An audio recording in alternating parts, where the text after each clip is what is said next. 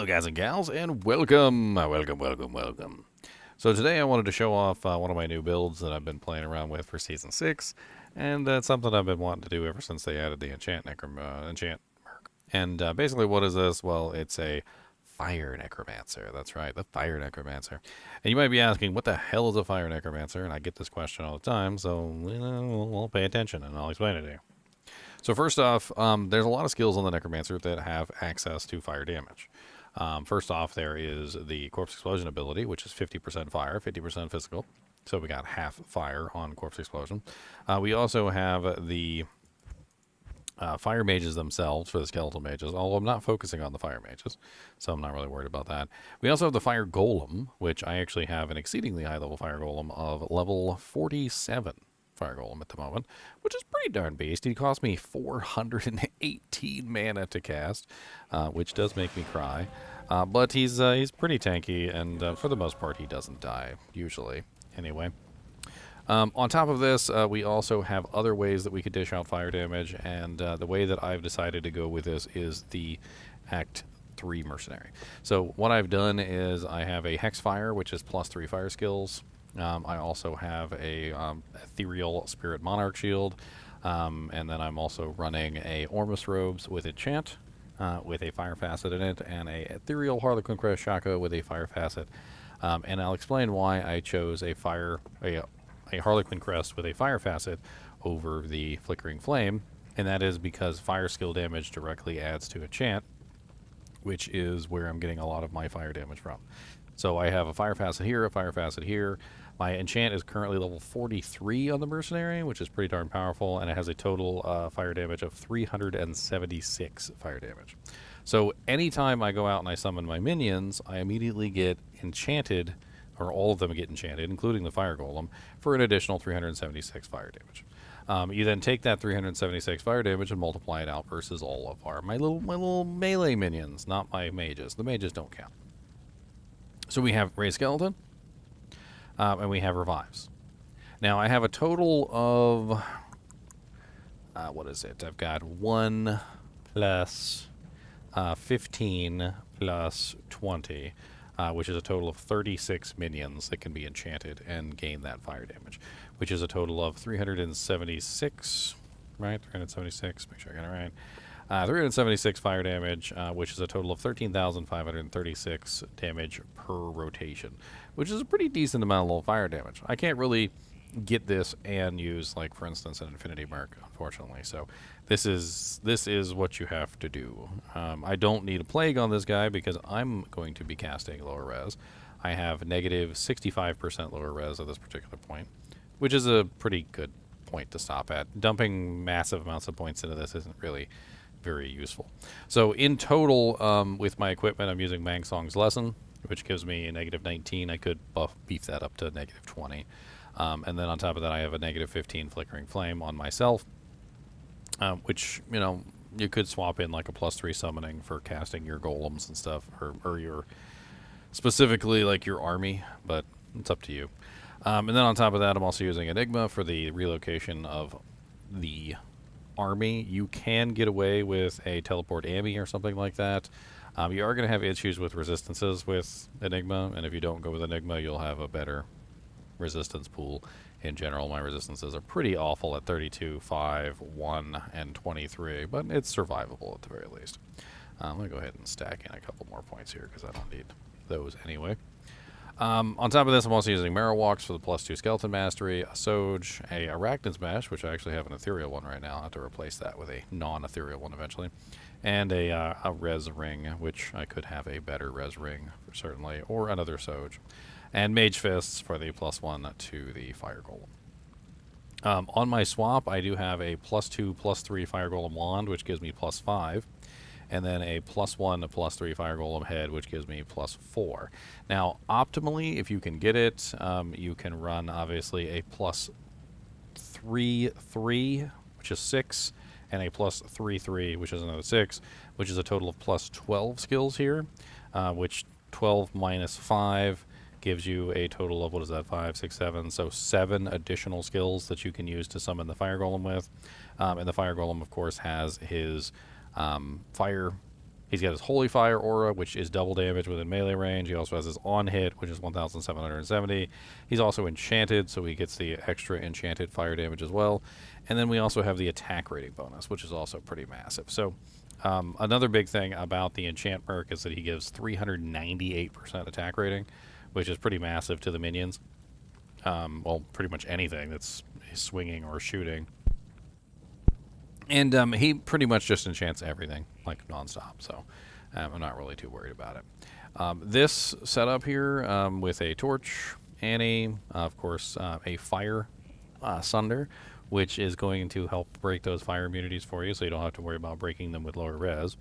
And then, of course, summon skillers, and if you happen to have a nice Geeds in there for the extra magic find. And you're really going to need a bunch of res charms to kind of work out those resistances. The better. As many good res charms as you possibly can, to be perfectly honest. Honestly, though, with the size of your army, the ability to teleport, you're usually pretty safe. I'm also using a Mars here with a 24 all res. Could be better, obviously, with like a 30 all res. You could also be just using like a really nice Necromancer amulet with all resistances and like faster casts and things like that. It really depends on what you're trying to do. All in all, though, the character is pretty fun to play, and let's go over and let's have some fun playing the character. So first thing you're going to do with a character like this, since you are a summon-based character, is you're going to swap over to your Fire Golem set, and you're going to cast your Fire Golem at his ridiculously high level 47. And then you're going to swap back to your Mang Song's Lesson.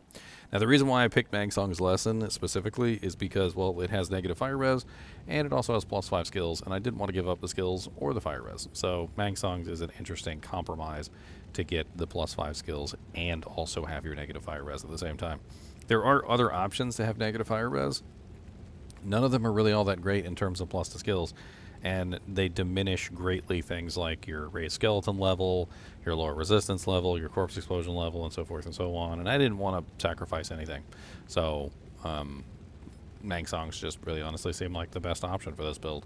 I also considered Trangs, and I just really didn't feel like Trangs offered me enough plus to skills and enough options for negative resistances, and just in general, like what I needed to make the character work. Yes, I could get Fire Mastery that way, but I would also have to sacrifice basically every slot for Trangs, including the Enigma, the Flickering Flame, which I would lose that negative resistance. I would also lose the negative resistance that I'm gaining from the offhand slot here, so at least -10. And then on top of that, the only way to get negative resistance with full Trangs would be like a Hand of Justice or like a 6-faceted Phase Blade or something, and it just didn't really work out as well as I would have liked. So this is what I ended up with. So going over here, and you can just go ahead and summon up all of your little minions. Once you get your 15 skeletons, you can start working on your mages. And not quite fast enough to get all my mages up, but that's okay. Once you have your army up, it takes a little bit of time. It's not very long, but it does take a little bit of time before your mercenary has everything enchanted. So do give it at least, a couple of seconds before you throw your keyboard through the mouse because you feel like your minions aren't doing any damage. The Merc does have to manually enchant each one, although he does it really quickly. And if you have a large number of minions, it might take him a little while to enchant everything. But once he gets everything enchanted, it seems to work fairly well. Then once you get your revives running, and you kind of want to prioritize melee revives, because the melee revives, of course, get the fire enchant. But you can also go with elemental revives too. They're just not gonna, you're not gonna be able to break that resistance. If you get like fire revives, those are a little bit better. And in this particular case, you can see I got lower resistance on the monsters. I don't really have to do much here. I'm just gonna head and get my 20 revives.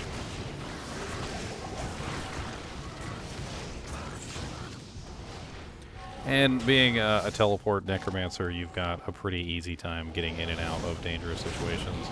Obviously, you can use your minions to your advantage to protect you from dangerous situations too, so just kind of use them to your advantage. Corpse Explosion is massive with this particular build also. So not only do the minions do a rather large amount of damage, but you also have a rather large amount of damage from the Corpse Explosion. So In total, you should be running about negative 100% fire resistance versus a non-immune, and versus an immune, you're going to be running 35% plus 1/5 of 65, which I think is like, let's run that real quick. So 65 minus 80%. Plus the 35 that you have from your equipment. It's going to give you about 48% versus most fire immunes, but you'll be running basically negative 100% versus anything that's not fire immune. Which means that most monsters will actually make it into the negatives for this particular build, unless you come across the fire immunes. And the fire immunes, you still don't really have to worry about them too much because you also have a pretty healthy amount of physical damage as well with this build, because the skeletons are still very powerful, you know, like just general all-around skeletons. Like, they do very good damage. And the attack rating is also extremely useful for them because they gain a 400 basically percent attack rating bonus, as well as your revives also gain the 400% attack rating bonus. So you really have some very effective minions. Another interesting thing about this is that any other Necromancer that joins you that is also, say, a Fishymancer, is also converted into your particular type of Necromancer. And you might be wondering what I'm talking about. Well, like, if you come across a Necromancer and he's got, say, 40 minions of his own, your Mercenary or your Enchant Sorceress will enchant all of his minions as well, giving him the 376 fire damage and giving him the 398% attack rating as well. So when you join forces with a second Necromancer, even if he is not a fire Necromancer like you are then adding to all the other Necromancers with your fire damage. And of course, when you use lower resistance, you're still giving a huge damage bonus to all of the fire damage that's being done, right? So essentially, not only are you very interestingly set up for group play, because number one, you have low resistance, which is usually more sought after than amplify damage. Elemental damage characters tend to be more common than physical damage characters. Although you can always swap back and forth as needed, so it's not like it's that big of a deal. So like at any time you want to, you can always swap over to amp damage, and you can start spamming that if you feel like the group is primarily physical damage.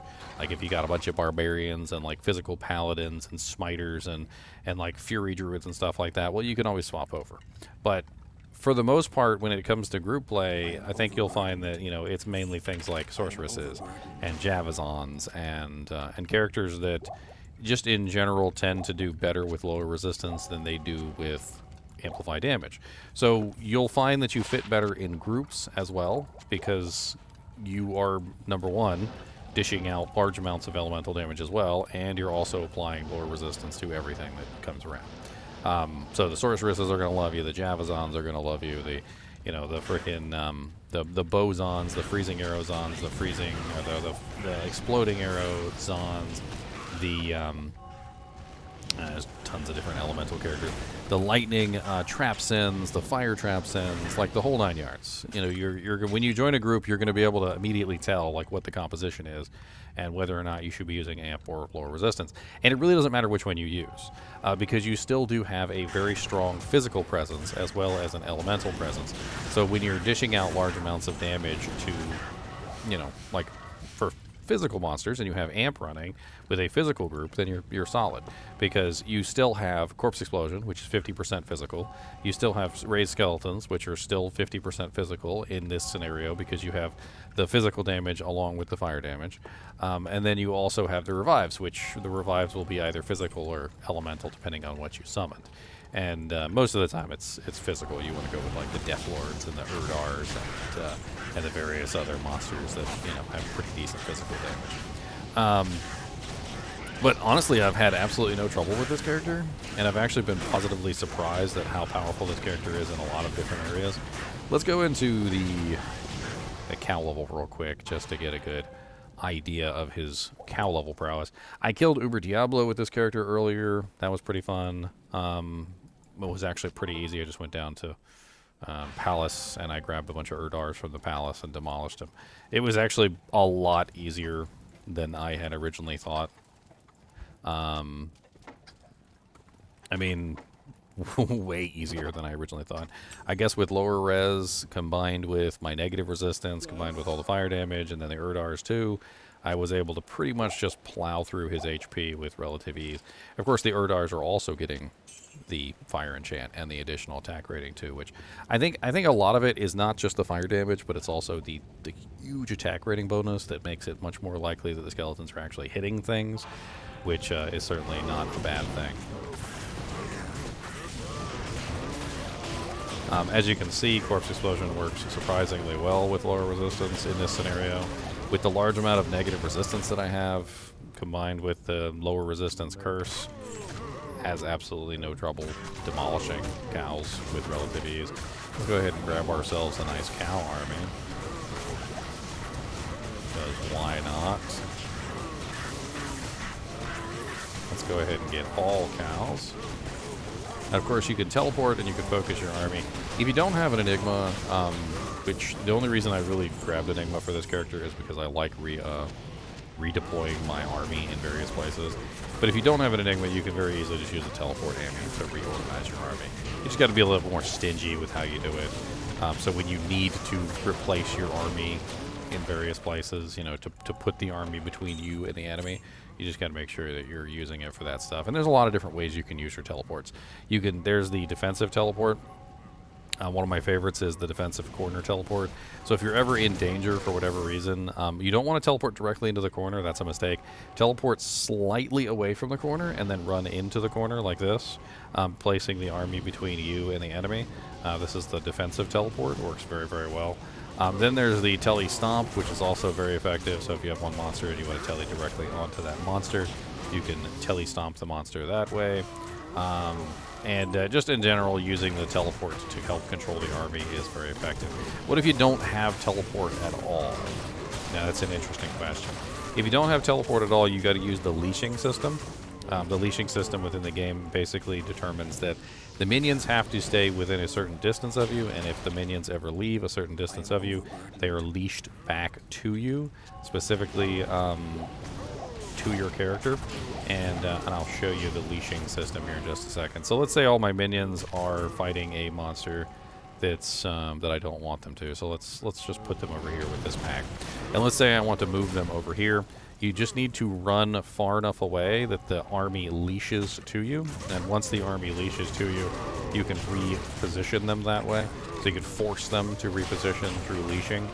If you get into a habit of using the leashing system, you'll actually understand just how far you need to go, and you know, it's not too difficult. Once you get the hang of it, it's really just a matter of kind of feeling out the distance of how far you need to run before the monsters leash. It's a little bit difficult, obviously, to get the monsters to leash, though, in places like, you know, Maggot Lair and whatnot. So far, though, I've been highly impressed with this character. It's actually a lot stronger than I thought it was going to be. I can definitely make some refinements with this character, too, to make it a little bit more powerful. Another interesting thing about this character is that, well, he kind of doesn't care about physical immunes. So one of the weaknesses of a, you know, standard Fishy-mancer is that the standard Fishy-mancer tends to be kind of stuck on physical immunes. Yes, you could put amplified damage on them, but there's also unbreakable physical immunes, and even the ones that are breakable, it's kind of a pain in the butt. It's a little bit of a slog to get that kill in, but not this guy. He does physical and fire, both in almost equal proportions, and I focused obviously more on the fire side of things, but whenever I run into a physical immune monster, I just rip straight through them with absolute ease. The only monsters that tend to cause me any issue whatsoever are the ones that are physical immune and fire immune at the same time, and even then I can usually still break through them thanks to the Flame Rift, the lower res proc, of course, the lower res curse, and the negative resistance that I have, which brings them down to at least negative 48 from 95, which does make them eminently killable. As you can clearly see, the cows aren't even much of a threat here. The only thing that I'm really kind of worried about with this character is resistances. I really don't have as much resistances as I would like. The Flickering Flame is, of course, canceling out the Fire Thunder. And then, of course, I'm utilizing things like Mara's. I would like more plus to skills, to be perfectly honest, and I am totally willing to take off this res ring and put on another Soj just so I can get one more plus to skill. Because one more plus to skill means one more into my Fire Golem, one more into my skeletons, one more into my mages, one more into my lower resistance, one more into my corpse explosions, etc. And speaking of corpse explosion, I ended up with a level 20 corpse explosion. Now there's a couple things that I've been thinking about with this particular build for refinement. And it basically comes down to a question of which would be better. I originally only had 1 point in the mages. I'm not entirely convinced that the mages are a good option for this particular build, and I am currently testing out the mages to see how well they work within the character. However, I kind of feel like the 12 points that I put into the mages was a waste. And could probably be much better put into revives. And the reason why is because the revives can multiply my fire damage much better through the enchant aura, or the enchant buff, and the mages cannot receive the enchant buff. Also, on top of that, the mages roll between various elements, poison being wasted when you have multiple poisons, cold killing corpses, lightning is okay, and fire is obviously the preference. Now, if you wanted to specifically spend some time and micromanage your skeletons. And what do I mean by micromanage your skeletons? Well, you've got to use this unsummon ability, and you've got to go like this and unsummon all of the crappy mages. So you got to take all these cold mages and everything out of the equation. And once you do that, and you get all of your bad mages out, like for instance the lightning mage here, well, another poison mage, another lightning mage, and then you'd sit there. You would have to sit here and with the corpses just sit here and keep respawning them, and then keep killing the ones that spawn not the right element, which frickin' sucks, by the way, having to do this. But if you did it and you ended up with all fire mages, that could definitely be better in this particular situation, because I am running, of course, fire resistance. And it would take a really long time, though, because as you can see, they love to roll whatever they want to. In this particular case, I've gotten no fire mages in multiple casts, which is another argument for potentially going the other direction and just going full revives. I think full revives is probably going to be the better option for this particular build, but I'm still playing around with the mages. I have a little bit of faith that the mages are doing something. One thing that I know that the mages are doing is at least poisoning the enemy so that they stop regenerating, which isn't terrible.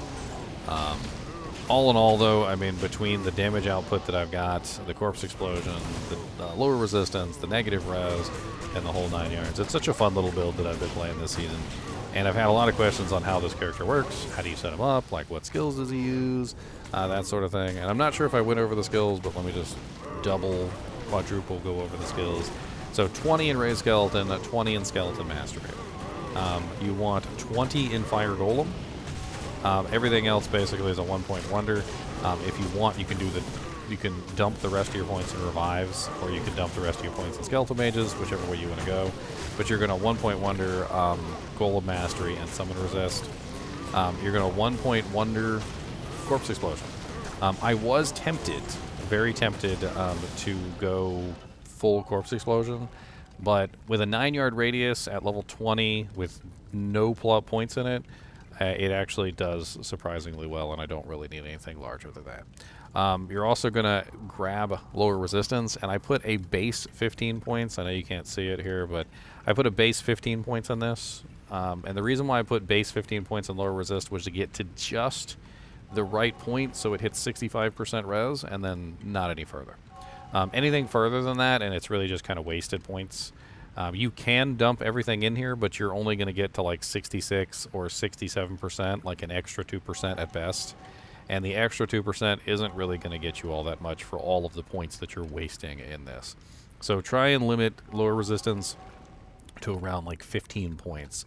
Once you have all your plus the skills, your torch, your Annie, your Soj, your Mang Song's lesson, and all that other stuff, then you're going to be all right. For sockets, I definitely did a Fire Facet in the Mang Songs, a Fire Facet in the Harlequin Crest, and a Fire Facet in the Ormus. And, I mean, that's pretty much it. If you can get yourself a decent Flickering Flame, you won't have to worry too much about your fire res being too low either. I ended up with a really low roll on the Resist Fire Aura of 4. I believe it goes up to 8. If I had an 8, my fire res wouldn't be so terrible, which is unfortunate. And, I mean, all in all, I've had a blast with this particular character. I honestly feel like, I don't even know why, but I feel like the Corpse Explosion is even more effective than normal with the fire res, or the lower resistance in this particular setup than it was with Amp, even though it's technically the same amount of negative res. I don't exactly know why. Maybe there's some weird thing going on with the physical damage reduction that I'm not aware of, or maybe it's just because most monsters have much higher physical damage reduction than they do elemental. It could very well be just simply the fact that most monsters don't really have very high fire resistance unless they're fire immune. So whenever I'm in a pack of monsters that is, you know, like relatively low on fire resistance, then I'm getting a larger amount of negative than I would with Amp. And I think it's really due to the fact that most monsters within the game, for the most part, have an extremely high amount of physical resistance. They're like 50% or higher normally, right? Whereas not everybody has really high fire resistance. Some monsters have 0 fire res, some monsters are like 20, 30, some are 50, and some are even higher than that. But it seems like for the most part, as you're going through the game, there's a lower average fire res than a average physical res, if that makes any sense. And so when you're running this build with a negative 100% fire res and a Fire Sunder, it kind of feels like the Corpse Explosion just works better with the negative fire res than it does with the amplified damage. I think that's pretty much it for this particular character. If you want to see me kill Uber Diablo, I did that earlier today on this stream. It was, March 8th? March 8th stream. It's kind of flipped over into the 9th because it's past midnight. But that was actually at the beginning of the stream, if you want to see me kill Uber Diablo. And I'm actually kind of confident that I could probably do Ubers on this particular guy, too. I feel like it would work. It might be a little slow, but I don't really see anything wrong with it. I might have to go out and build my army a couple times, but it'd be doable. I definitely would need to do some like treachery proc, like pre-buff, because these resistances are terrible. Anyway, let me know what you think about this crazy Necromancer. I've called him Infernus, and the Fire Necromancer is born. I think it's a 100% viable and workable build. Is it better necessarily than the Fishymancer? I think yes. I think the answer is yes. Because I think it's more compatible with elemental builds, as I was talking about earlier. So when you're leveling this, and you know, like before you get all your crazy items, of course, because like even the Fishymancer can run, say, Infinity. But when you're leveling up with this character as a lower res character, and you're leveling up with a sorceress, you know, like a fire druid, a fire cold druid, you know, characters that dish out large amounts of elemental damage, like a fire, lightning, or ice sorceress, a fire, ice, or lightning Amazon, or any of the other really popular elemental damage characters like Javazon, for instance. And you're just more compatible with that as a whole as you're leveling up and you're having fun with the character. And then later on, like if you were to compare like end game best in slot Fishymancer versus end game best in slot Fire Necromancer, I think the Fishymancer probably still wins, because then you've got an Infinity, you know, you're running, you know, like freaking ridiculous equipment, and the Infinity itself with the Conviction Aura is certainly nice. But I will say this for lower res. So hear me out on this for lower res before we finish this. Lower res has some insane radius. Conviction only has a radius of 13 yards, and it only affects anything that's within the radius of your minion. Amplify damage hits the entire screen and then some.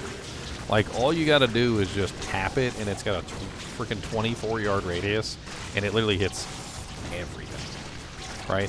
When you're playing with a Javazon, if somebody has an Infinity, or even if there's a Conviction Paladin within the group, versus a Necromancer that has lower resistance curse, The Necromancer can literally just, like, tap the edges of the screen, like, bap, bap, bap, and every single cow within multiple screens is now lower resed.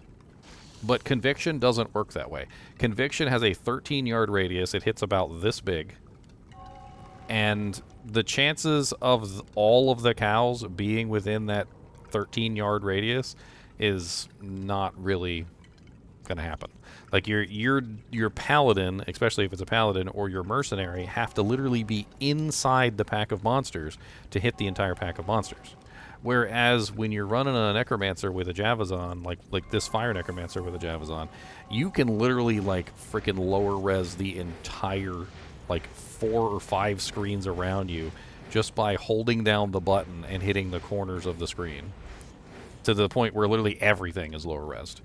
So in the grand scheme of things, when it comes to a fight between lower res and Conviction, lower res is going to hit everything, and it's going to stay active for an extremely long period of time. Whereas Conviction is only going to be active if you're standing directly next to the monsters. And and on top of that, like, you got to stay directly next to the monsters for a prolonged period of time, too. Because Conviction has a pulse status, so it actually goes like 1, 2, 3, active. 1, 2, 3, active. Right? So you can't just walk up to them and walk away. Not like I can just curse them and run away. You got to walk up there. You got to stay up there for like 3 seconds until the Conviction aura actually pulses and activates on them. And then you can walk away. And if you walk away for more than 3 seconds, then it deactivates. I can curse the entire battlefield and teleport away. I don't even have to stand there. Anyway, as always, I do appreciate you guys and gals watching my videos. Let me know what you guys think about the Infernus Fire Necromancer. And as always, keep watching.